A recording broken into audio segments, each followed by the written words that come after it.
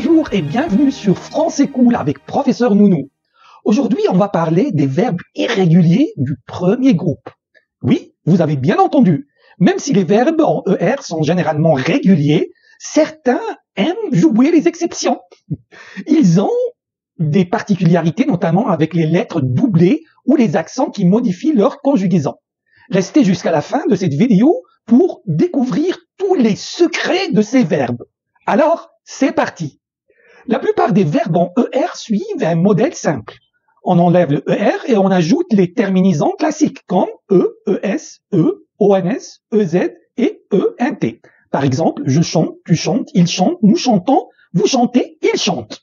Mais certains verbes introduisent des changements pour des raisons de prononciation ou de fluidité. Cela peut se faire soit avec des lettres doublées, soit avec des accents. Regardons cela de plus près. Commençons par une règle essentielle. Certains verbes préfèrent doubler une lettre alors que d'autres ajoutent un accent pour maintenir le bon son. Prenons deux exemples. Jeter et acheter. Avec jeter, on double le T. Avec je, tu et il. Donc on dit je jette, tu jettes, il jette. Mais on dit nous jetons, vous jetez. Donc le son est maintenu avec le double lettre. C'est pour cela qu'on dit je jette avec une double T. Maintenant, acheter. Ici, pas de doublement de consonne, mais on ajoute un accent grave. J'achète, tu achètes, ils achètent. Toutefois, on dit nous achetons et vous achetez sans l'accent. Cet accent remplace en quelque sorte le doublement de lettres. Le verbe appeler suit la même logique que jeter. On double la consonne L. J'appelle, tu appelles, il appelle. Cela évite d'avoir une prononciation bizarre comme j'appelle. Donc on dit j'appelle, tu appelles, il appelle, mais nous appelons, vous appelez, et enfin ils appellent avec un double L. Maintenant regardons manger. Ici pas de double consonne ni d'accent, mais on doit faire attention à la première personne du pluriel. Nous mangeons. Pourquoi cet E supplémentaire? Pour garder le son G.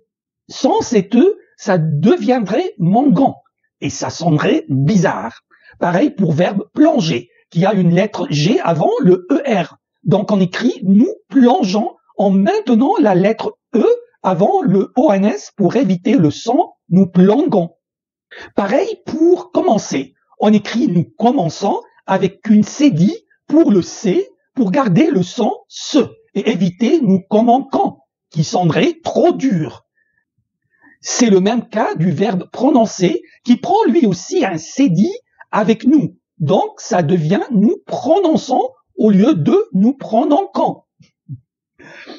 Quelques astuces pour bien gérer ces verbes. Si un verbe hésite entre accent et doublement, retenez cette règle simple. Double lettre pour jeter et appeler. Pour les verbes en GER, ajoutez toujours un E avant ONS pour garder le son d'où nous mangeons.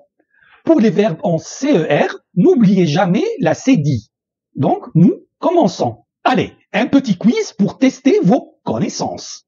Comment conjugue-t-on nous jeter au présent? Vous avez 3 secondes.